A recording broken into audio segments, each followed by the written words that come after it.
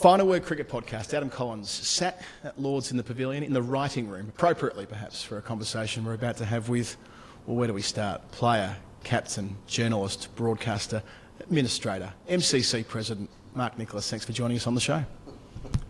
Oh God, I'm tired listening already. I mean, it's been a long cricketing life.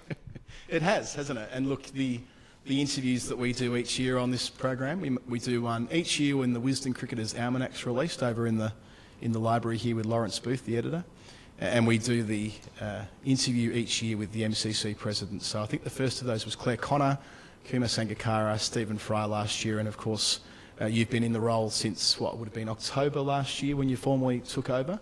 I mean, how's it been? How have you enjoyed having Lords and MCC being central to your life? I know you've been a long-term member and a long-term contributor, but in this kind of way, being the figurehead of this proud, august organisation?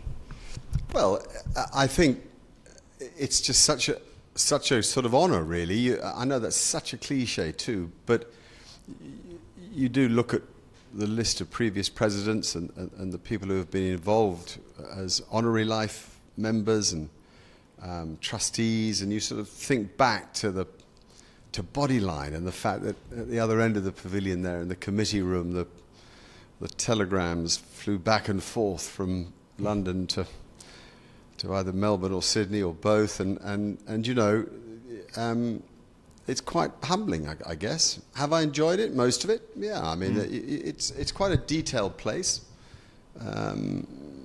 Not all members are always satisfied by it, so they take some handling. But everybody cares. I think most members really love it and enjoy the privileges that they get out of it, which is obviously access to major matches here and this amazing place, an amazing ground. There's a lot of other stuff that happens on the side, but that's the main core of the thing, is the cricket ground and the membership. And I think everybody's very proud of the place. So I've loved the interaction. I mean, my best day, apart from hosting the President's Box, which is a great sort of fun and privilege, and all sorts of interesting and exciting people visit. I think the greatest day that I've had, though, was the Disability Day, when in the morning I played in the match for the blind and partially sighted, and was easily the worst performer on the field of play, because their skill to play cricket to the sound of the rattle inside the plastic ball is quite incredible. Mainly batsmen through reverse sweeps and sweeps, because they get low, because the ball is bowled underarm along the ground. And when as you come into bowl, you say, ready, and then the batsman knows you're about to release the ball, and as you release it, you say play. And then they have to judge the sound of the rattle getting nearer and nearer, and they get down low, and they sweep and reverse sweep. Only one or two of the players tried to hit it back where it came from, which of course is just about the only method I know. And it kept hitting the bottom of the bat and going nowhere, and fielders dived by spreading themselves to the sound.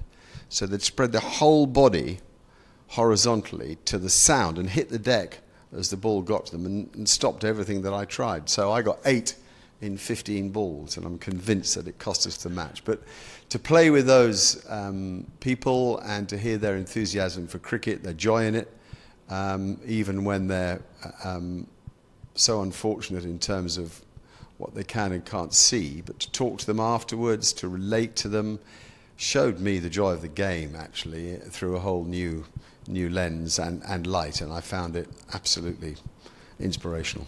When we spoke with Stephen Fry last year, he spoke of the presidential role being quite ceremonial. You do a lot of hosting, you do a lot of nice speeches and host events and all the rest of it, but your hands aren't necessarily on the levers of power, if you want, for want of a better descriptor. They will be for you now as you take over as the new chairman of the club, Bruce Carnegie-Brown. His spot making way, you taking a more active role in an ongoing way, a much meatier role. Can you give us a sense of your thinking behind that, deciding that having done the year as president, that you actually feel like this is something for you to be involved in a more long-term, dedicated way as chairman? Yeah, I mean, I have been more involved as a president through, particularly through World Cricket Connects, bringing 100 influential voices of the game together here for I suppose you'd call it a conference or a seminar or Yep. a symposium. And that was fascinating and important and relevant, I think. And I was a strong part of the move to make it happen. I was also involved in changing the Cowdrey lecture to a different style of event. And as I saw those things happening, I began to see what you could do here. And I've always felt that MCC hasn't necessarily used its influence in the modern era as well as it might have done. Things have changed dramatically. I mean, time was when MCC ran the game, and when ICC were perched here at Lords, and in the early days of ICC, it was the MCC Secretariat that ran it. So I feel that we can contribute to the game in ways that we haven't done. And I also saw inside the club a bit. Had ideas of how I could reorganize it to make it, I think, function a little quicker as well as better. I met a lot of pretty impressive people who love working here and have more to give. So I felt leading that might be an interesting thing to do. If you're the guy who's effectively running the best cricket ground in the world, by most people's view, you've got an interesting responsibility and one you hope to make the best of. There were lots of reasons, really, and I also felt that I'd had a good run in many of the areas you generously quoted when you introduced me a moment ago, and it was a great opportunity to do something different, to see the game from the other side of the fence, to be involved more directly with elements of cricket that I hadn't touched on before. And overall, it's not the put back thing. I don't feel that one has to put back, but I think it is nice to think that if you've got some influence and if your voice is respected, you can use it in a way that hopefully benefits the game and the people who love it. So that's a sort of brief summary of why. Yep, that all lines up. And I suppose, as I said off the top, you become in turn an administrator, right? Like, you've done almost every other role in the game, but by dint of being the chair of the MCC, I know that as president, and we're going to definitely talk about World Cricket Connects later in the interview, but you will have that different kind of responsibility. I know you've chaired organisations, for example, the Southern Brave, but this does put you kind of front and centre of the hustle and bustle of global cricket. That's gonna be something you're looking forward to. It does, yeah, absolutely. That's exactly right. And I mean, I've led Chance to Shine, which has made a lot of money for kids in schools to play the game, and also through the subsidiary Street in very challenged urban communities. So I really found that invigorating, actually. Being involved with kids playing cricket is probably my greatest passion around the game now. MCC has a very good foundation of its own that is providing hubs for kids to play. But I can't say I imagine I'd end up running MCC. But here we go. I mean, we're now going to go on a ride. The CEO is moving on, so we've got to find the right person to step into that role and look at many aspects of the club that we'll hope to do our best with. It's patronising to say improve, because that implies that everybody's left room for it to be improved. But I think everything can be improved in life. You think you're in great nick, and it's not long before you play a poor shot and then get a good ball and then nick an outswinger, and suddenly you're out of nick. So you can always focus on getting better, and I'm sure this club can too, and I hope to drive that. The form of these interviews is we tend to go back to the start of one's cricketing journey.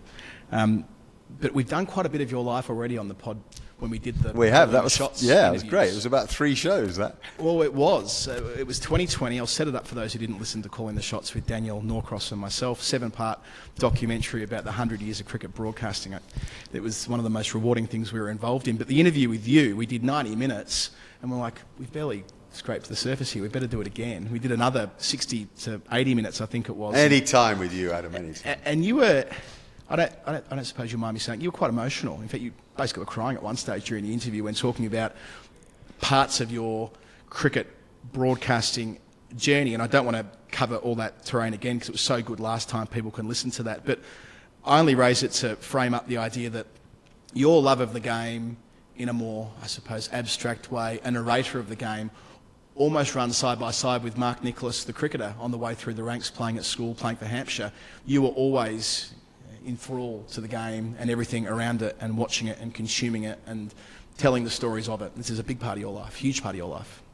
Yeah, I was watching every day of every test match from the age of 5 or 6. I was fascinated by it. Black and white TV, a lot of boring cricket, a lot of long innings from Bill Lawry and Geoffrey Boycott and John Edrich and others. And then I'd reenact those in either the street, in the first house I grew up in, outside we drew stumps on the wall. Of course, in those days there weren't many cars going down the street, so you could play at most of a session and hardly have more than 2 or 3 cars drive down that little street.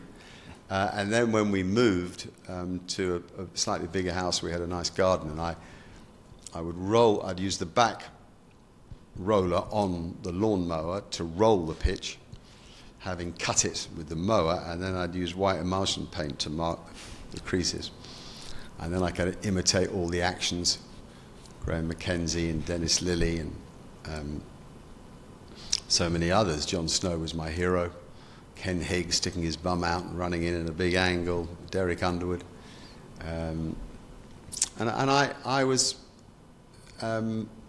ruthless too. I would bat forever and make 700 for 3, and my mate, who wasn't much of a cricketer but loved it, would then be beaten by an innings as I bowled him out twice for 70. And Ted Dexter nearly always got 100 because he was one of my heroes, if not my absolute hero at the time. So I suppose that tougher side of me as a sportsman was already in operation in the garden in London. And from that, I first came here actually in 1968 with my father, and I sat on the boundary. You could sit just outside the ropes on the grass. And he was upstairs in the tavern stand with 2 of his mates, and I was downstairs with their boys. And we just had a great day. If you could reach out and touch a fielder's shoes, they were fielding on the boundary, deep mid-wicket or square as third man. You felt $1 million. You touched a professional cricket player, you know. And of course you tried to collect their autographs, and then Dad and I would go home and again reenact the day. And then a week later my dad died, which was a bad blow. So it was cricket that wrapped its arms around me. It's a quote that I've used a lot, but it's a fact. And as I always go on to say, it's kind of still doing so now, but in a very different way. But it'd be a wonderful thing if my dad knew that I was now here in the role that I am, and how much the game still meant to me. Yeah, it's an extraordinarily important reference point. I've heard you tell that story in the past as well, and write about it as well, how that was a moment in time as an 11-year-old boy which set you on the path for an entire life. I mean, you're born in 1957, right? I mean, I think you're one of these people who's very lucky in life, Mark. I think you will always be seen as young. You will always be seen as youthful. Maybe it's the way that you carry yourself, the way you dress, your hair, the things you're interested in, youthful things, right? You've always retained that youth, where some people are 66 and they look like they're 86. That's never been you. I mean, I guess you would remember when the Beatles were releasing albums. You would remember what it was like to live in post-war Britain, whereas most people can't. A number of the names you rattled off there are cricketers who've since sadly passed away. Well, the first Beatles single I had was A Hard Day's Night. Right. And that was 65, 64, I think. 65, yeah. And I used to put a bamboo rod into a milk bottle and then wrap some foam around the top of it and tape it. And that was the mic. And then I'd use an old tennis racket as a guitar. And then, in fact, I started to learn the guitar because my dad was a good musician. And I could play Beatles concerts like you can't believe. I could even get the more nasally John Lennon sound to my voice, and then that clearer, more innocent sound to Paul McCartney's voice. And then I used to do Jagger impressions to the Stones, and I would say that certainly at that stage in my life, and not far different now, I would say that rock and roll was my second love after cricket. And sport in general, actually. Yeah. I loved football. I would watch my dad play rugby for Richmond. I played a lot of rugby as a boy. I was getting into golf. I mean, I remember some of the titanic battles that Jack Nicklaus, he became an early hero, and Wimbledon with all the Aussie grass court players, the Newcombs and the Rosewalls and the Roaches and Emersons and people. And of course England didn't have that quality of tennis player then, so then we got interested in Nastase and all the sort of flair players that came from the board, the battles between Borg and McEnroe. So sport was absolutely integral to my whole life, even then, as was music. Yeah, so these interests of yours, right, which are youthful, you talk about rock and roll and the idea of, I guess they're founded to some extent in rebellion, and how that almost intersects with the idea that you are someone of some privilege. Now, you can discuss where that fits in, but do you think you have been, in some respects, rebelling against things and rebelling against privilege in one way or another throughout your life? I remember when we interviewed you about broadcasting and you said when you began the Channel 4 mission all the way back in 1999 that the number one goal was to kick out elitism in cricket. Now, we're still trying to do that now, decades later, and we can come to that later in the context of World Cricket Connects and all the rest of it. But your personality, do you think that there is something there that, because you've liked things that have been anti-authoritarian, that you've had that bent to you? Definitely. Definitely. Hated being told what to do at school. Always felt I knew how to do it better. Yeah, I mean, I worry about that elitist thing for cricket, not as much as I used to. I actually think it's improving a little. I wouldn't say that I'm a revolutionary in any way, but I hear you. There is an element to me that would rage against institutional activity, and yet here I am at Lord's. Isn't that interesting? So deep down, I'm probably not looking to change it, but looking to bring it forward, to update it. I think very little has changed here in too long. So I think this is a chance to bring it up to speed to a degree. And even now, even I collect a lot of art, and a lot of it is contemporary and abstract and often challenging.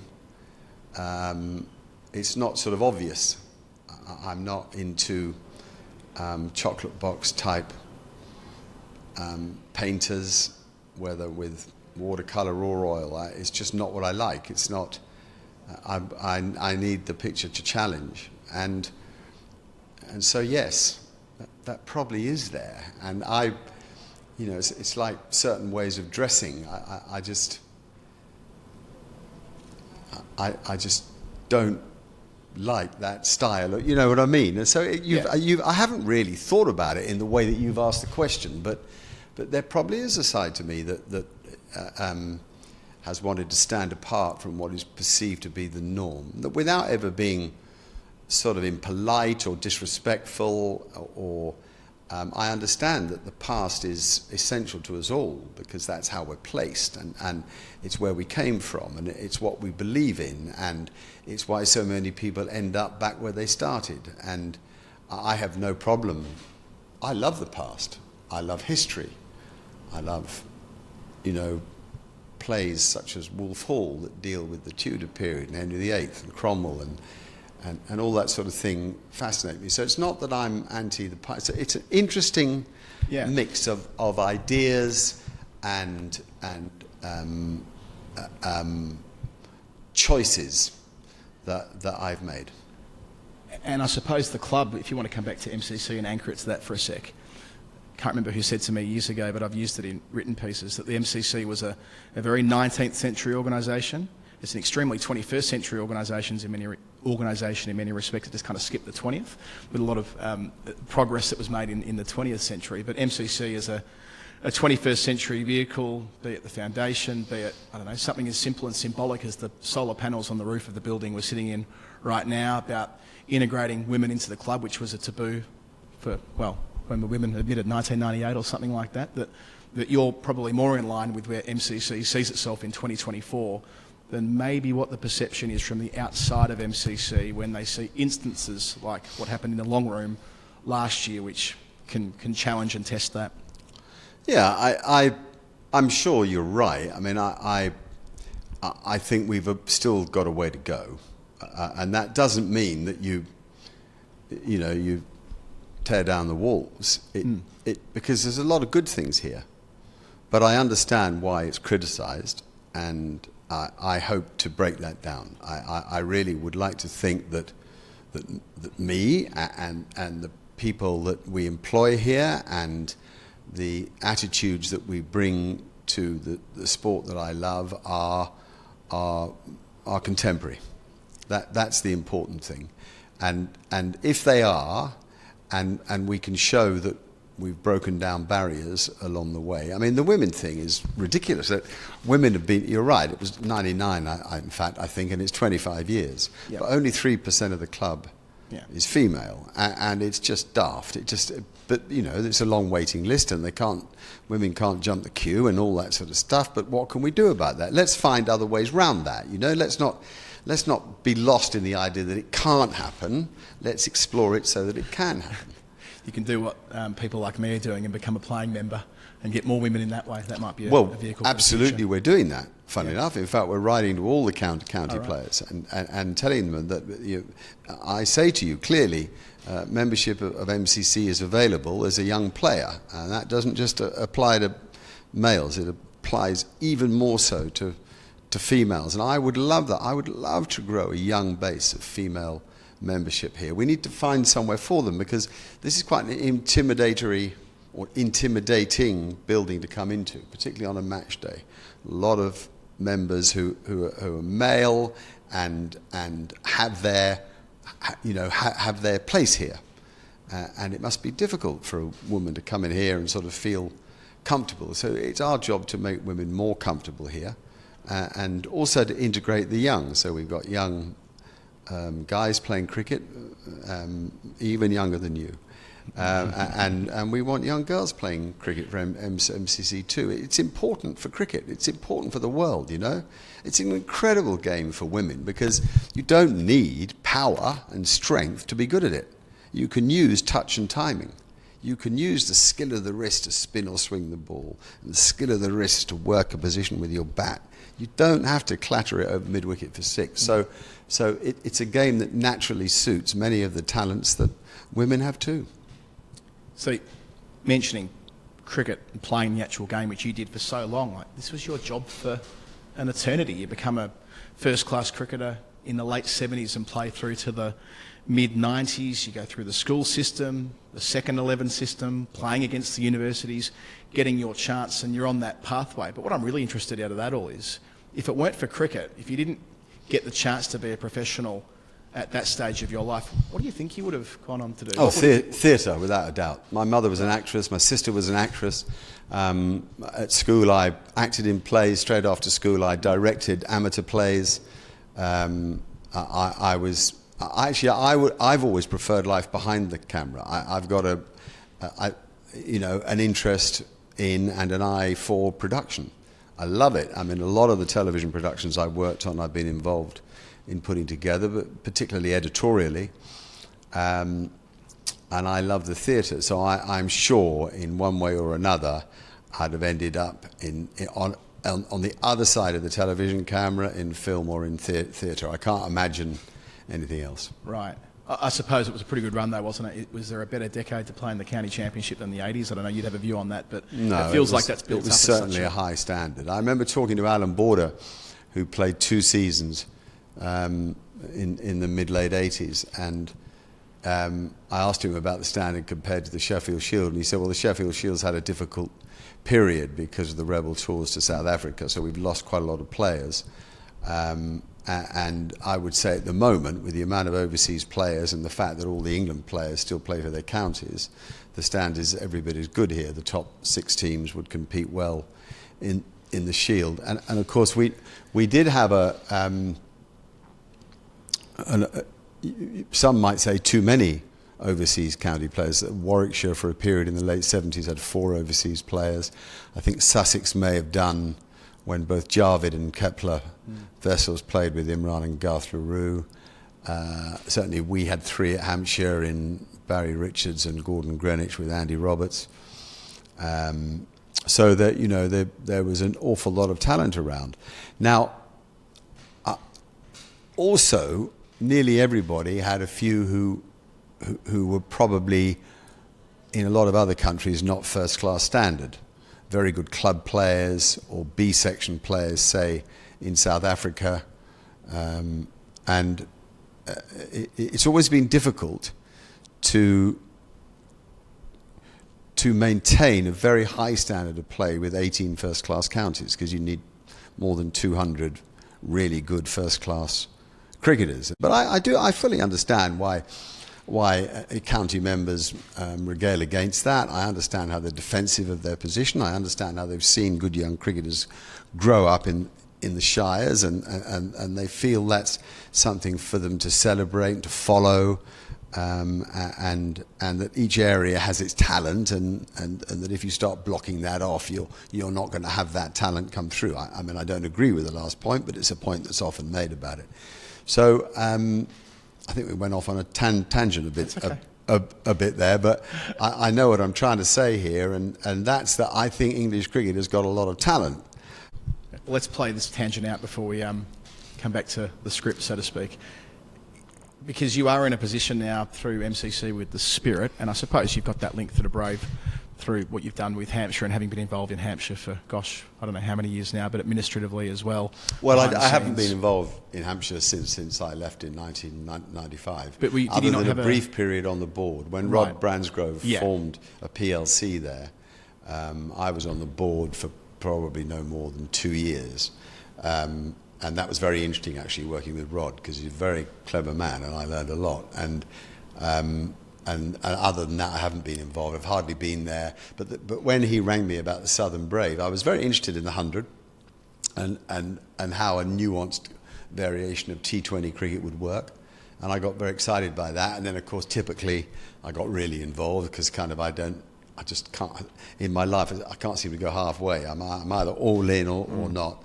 And it was really fun working with two great coaches, first Mahela Jai-Wardner and then Stephen Fleming, and the director of cricket, Giles White, who's an outstanding performer. I mean, really smart and thoughtful, and does his homework and has patience and credibility as a leader. So I really enjoyed all of that, and you know, the more you see of the modern game from inside it, the better you understand it. I do think that a lot of people on the outside just don't get the style of play now. You know, when you're chasing 6 and over and you've got 6 wickets in hand, why do people get caught on the boundary smacking it? You know, there's reasons about the way they think about how you should bat. There's reasons for not persevering with a Yorker and instead going to the off-pace, short of a length ball into the surface, and all that sort of stuff. And we've all got to keep learning. You know, it's a game where you never know everything. You've got to keep listening and keep learning. So, with respect to the 100, the reference I was making there to Hampshire was actually that when they were privatising the club and that really interesting period of time. I know that there's one of 3 counties with an ownership structure like that, but we're about to go into a really interesting era where there'll be, at a minimum, 8 organisations within English cricket that have a substantial amount of private ownership. Who knows what will happen when there's more 100 teams added in the next few years, assuming one goes down to Taunton and the other one goes up to Durham over the next 5 or 6 years, and there'll be the Tier 1 women counties as well, which will, broadly speaking, marry up with that. I suppose my interest is, yes, there might be a concentration of talent if there were 10 first-class counties, and perhaps it could be aligned with the 100 hosting grounds or some version of that. But are you also aware of your responsibility from an MCC perspective that you only get to sell an asset once, like with government, right? When government sells an asset, that's it, it's gone forever. Very rare do you see governments buy back something that's already gone into private ownership. That once you do it, and it's happening now, right? You're on the tools at a time where this is happening. This won't be 5 years down the track, it'll be this September. Yeah. Am I aware? No. Are you mindful of the? Hugely. Are you sort of? I say aware. I guess. Mean, are you beyond cognizant hugely. Cognizant of how? I'm consumed by it. Right. So, because if you, I was going to swear, I won't do it here, but if you don't get this right, if you guys stuff this up, it will leave a lasting legacy for all the wrong reasons. Oh, here. I mean, you couldn't be more right. I mean, we don't plan to stuff it up. We've given this more thought than anything I've ever been involved with in my time in the game, and we're still giving it an enormous amount of thought. We've got an outstanding 100 steering group of really intelligent brains. I mean, leading brains in the country, I would argue. And you're right. You sell an asset, and this is a trophy asset in so many ways. You only sell it once. I'm not frightened by it particularly. I see it as an opportunity. I look at the way the IPL has improved the standard of Indian cricket. I see the young talent that's coming through the pathways and academies that have come from private ownership, and I see it as a wonderful way to promote the game, to encourage a new audience. And I mean, the argument about 100 or T20 is a bit of a sort of misleading argument. It's one or the other. It may be that the 100's closed down as a format in 3 years' time when the present television rights deal is done. Well, it's actually 4 years. People say 3 years, but it's actually 4 summers of cricket. And it becomes a T20 tournament. Either way, it's the short form tournament that's going to make the money that keeps the game going in this country. At least that's the idea behind it. But to me, it's much more about what the cricket will do, the audience it will invite, and the ongoing modern way of supporting cricket through digital, through data, through attendance, yes, but also through engagement. I do think that fan, spectator, support, whatever, engagement is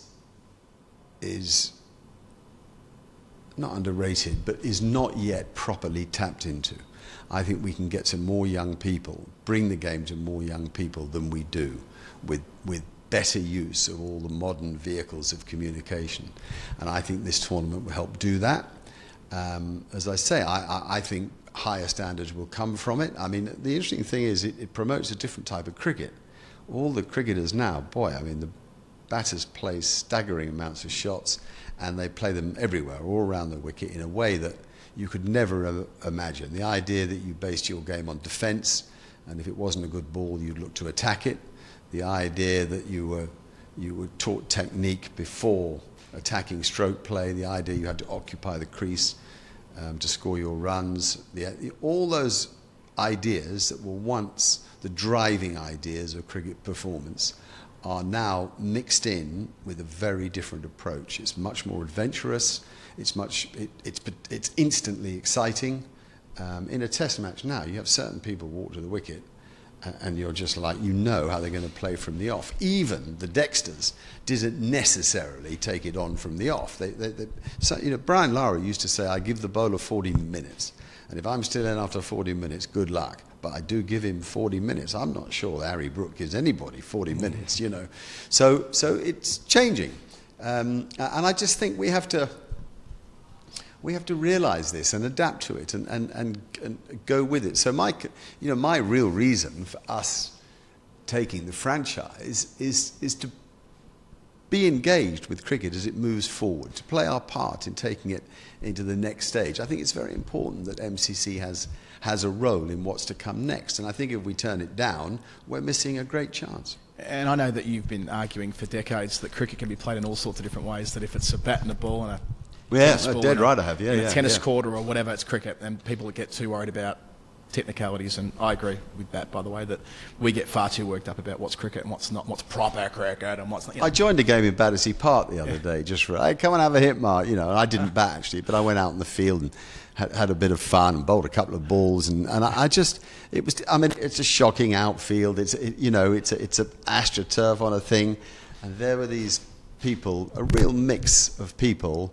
just loving playing cricket, and they were out there for an hour and a half on a pleasant evening one night, and they weren't the best cricketers you'll ever watch, but they were having as much fun as anybody who's ever played the game. Yeah, and that's the good thing about the cricket. If you wish, you can never retire. If you want to never retire. Interviewed Jimmy Anderson the other day about this, and he's like, I wouldn't mind playing some T20 franchise cricket, because his mindset is to never actually stop doing it, and I respect that enormously, and I love the fact that you're still out there playing some cricket, even if it is a bit of pick-up stuff in Battersea Park. So if we accept that as a consensus, that cricket's cricket, and whatever it is, if people are playing, that's a good thing.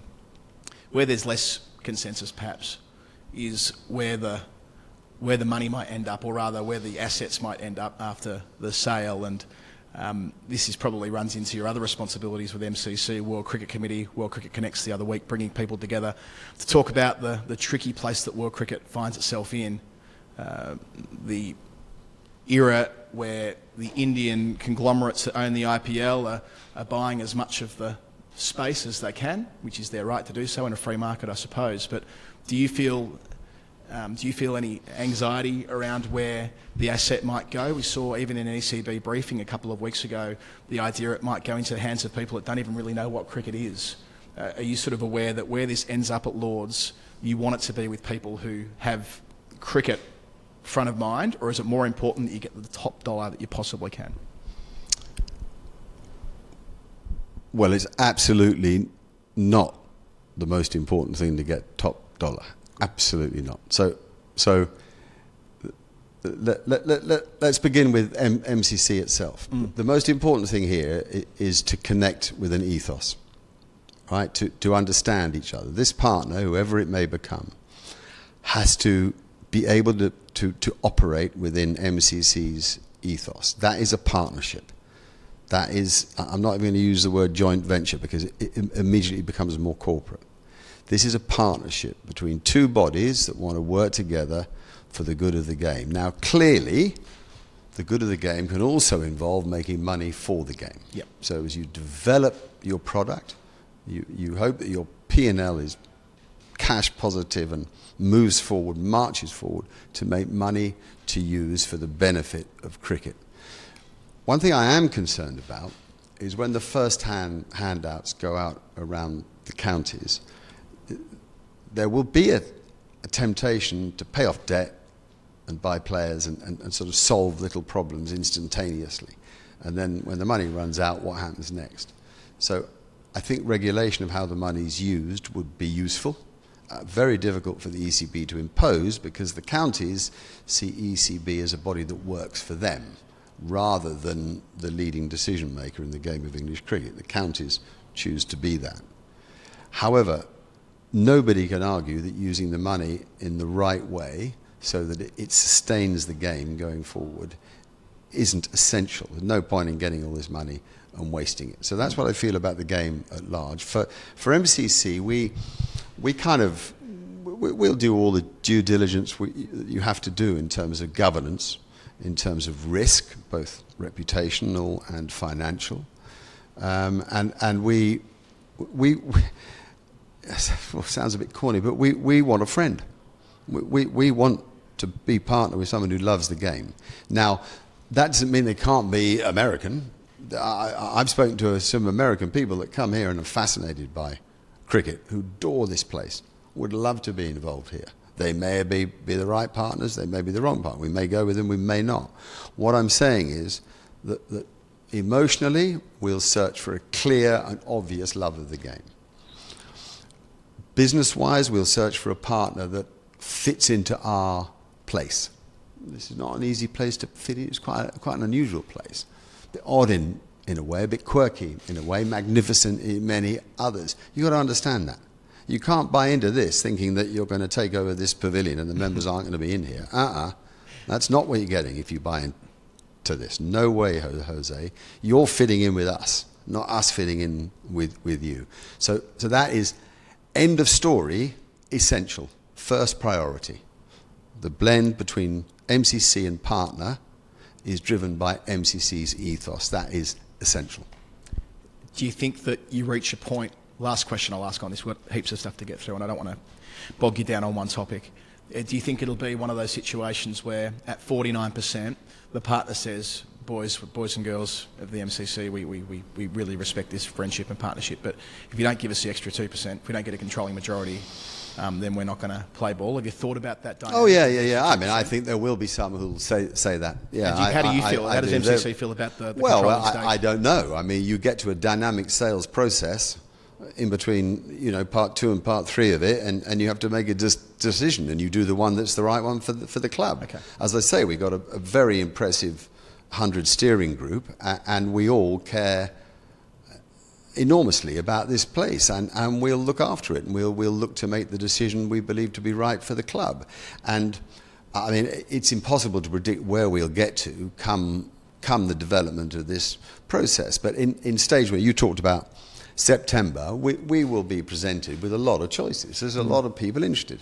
I mean, we might get it narrowed down to 10 by Rain, the investment banker who are handling it, 10, 12, who knows.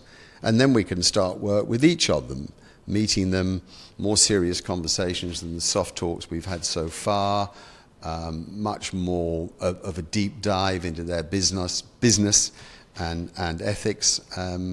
So we've a long way to go in this, but I feel confident that we have the right people to make a strong decision for the club. And, obviously it's easy to sit in a chair in the writing room on a sunny day and talk the talk, but come the moment, I truly believe we have the people to walk the walk and get it right. And bring the membership with you, not just the membership of MCC, but is it too much to say? I was going to say it feels like sometimes there's a civil war in English cricket about it's the very dirty word difficult, and I know what a lot of I have friends in other counties who can't stand the idea of the whole thing. Yeah. And they're worried that the game that they know, A, the county game, and B, the Red Bull game at large, will be marginalised and potentially cannibalised. And I just don't think that. I just don't believe that. So let's put your other hat on here. Mentioned World Cricket Committee before, and how strident World Cricket Committee's been, I think anyway, in the last couple of years in really trying to speak very loudly into its big megaphone, trying to say that they feel that Test cricket is at a crossroads, that there are existential threats out there that. And this has been happening for 100 years. People have been writing off Test cricket. Don't get me wrong, I understand the historical context of this, but now things have dramatically changed. It feels like in the last couple of years, with scheduling and the proliferation of T20 tournaments around the world, IPL adjacent tournaments especially, the language you occasionally hear from the conglomerate owners around smaller windows for international cricket, about players being full-time assets of an IPL franchise who might occasionally they might deign to let them play a test match here or there or whatever it is in the extreme example. But this is where MCC has been on the front foot, trying to find a way for it to sit alongside the realities of the new world. I mean, how confronting and how difficult do you think that is for international cricket right now, thinking about it from the perspective of where it might be, say, in 5 or 10 years from this juncture? I think the revenue share model is wrong.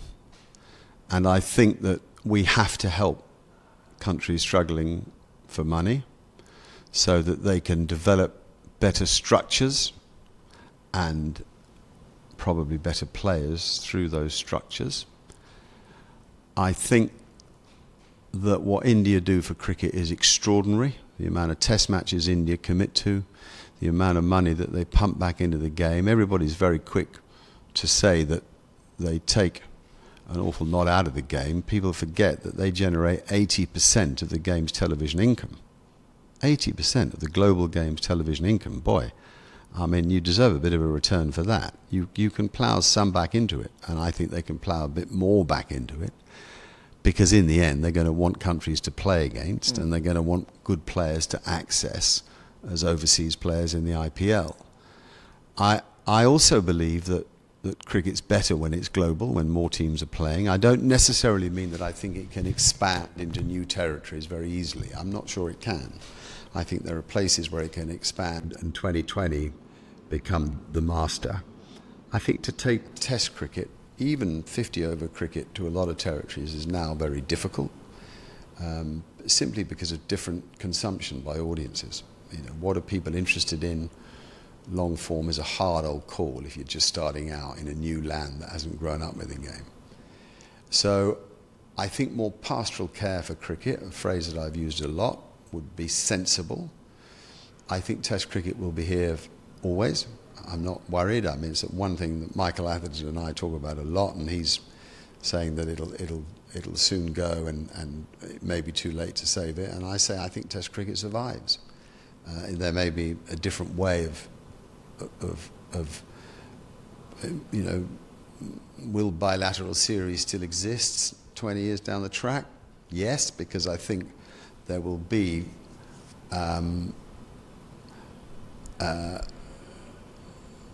if you like the real, I've forgotten the phrase. There's a phrase for the Ashes and the India-Pakistan games, that the prestige series, yeah, something not like that. there's a phrase for it, but I still think the Ashes will be played. I still think India will still.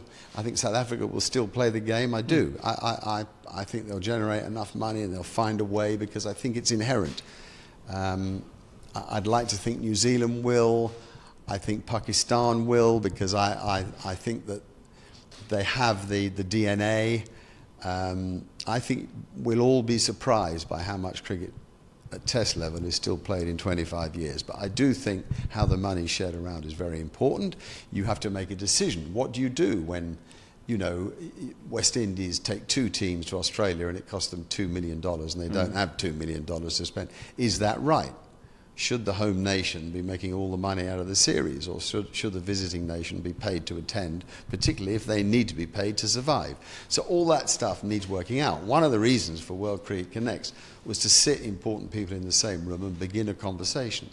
It wasn't necessarily to come away with results that you could act upon immediately, but it was to start a different narrative, a better understanding amongst one another, a fairer thought process around who deserves what from what, and to encourage people to look after each other.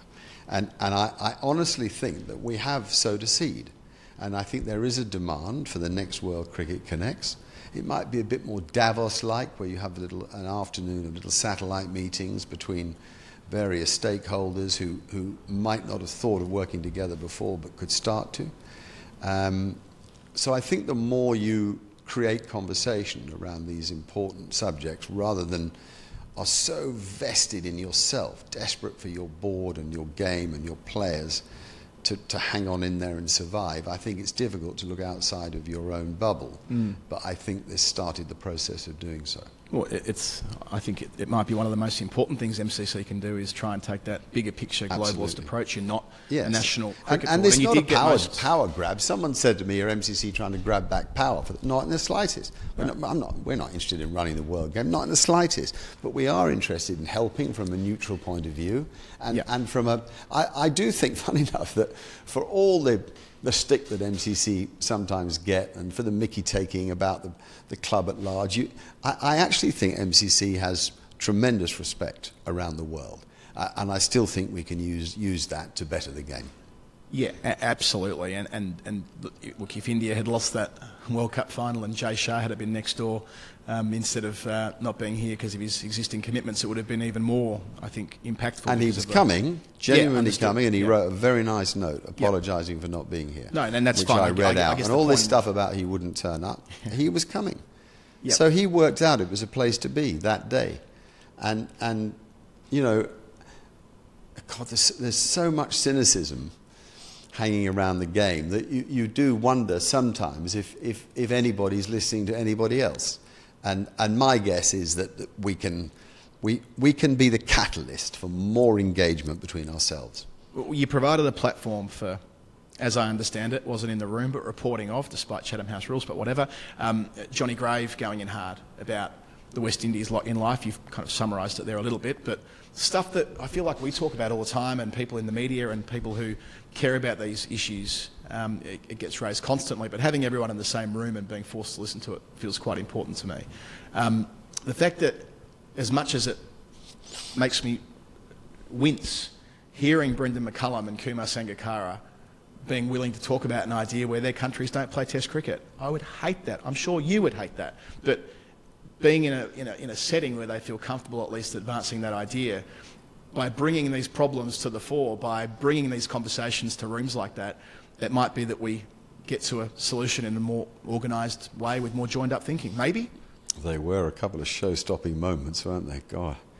I mean, I didn't expect that at all. So the question for anybody not aware was okay, Kumar, Brendan, if it was your country that had to miss out in a 6-team Test match championship, what would you feel about that? So be it.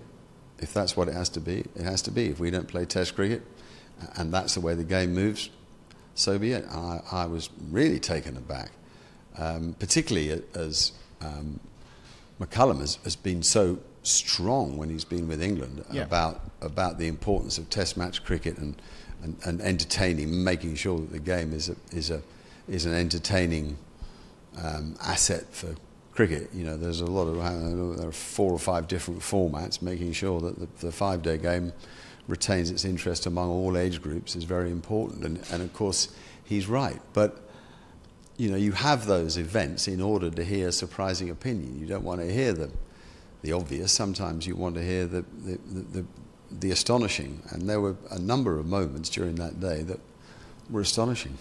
And I suppose where we would all like to get to is where there's, I don't know if a more socialised world's the right way to describe it, maybe more social democratic, where countries who have more to give could be part of creating a financial model where it isn't kind of cap in hand necessarily, but where it is more sustainable to retain, 12 test playing nations. But, Scotland, fair play to them.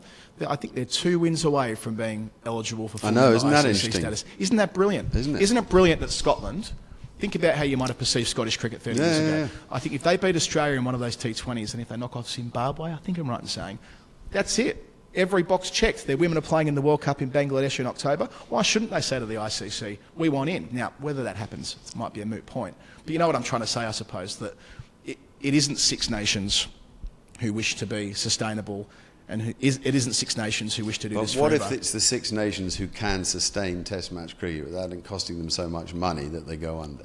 I mean, that's the problem for Scotland. Trudy Lindblade was here and dwelt on it for a while and said it's a moot point whether we want to pay Test cricket because we can't afford to. Like the Ireland problem, right? Yeah. Yeah. So whether there's a model, I guess where I'm coming to though is whether, as we raise these problems about financial sustainability, with people in the room who would be able to buy and sell this place 50 times over, presumably from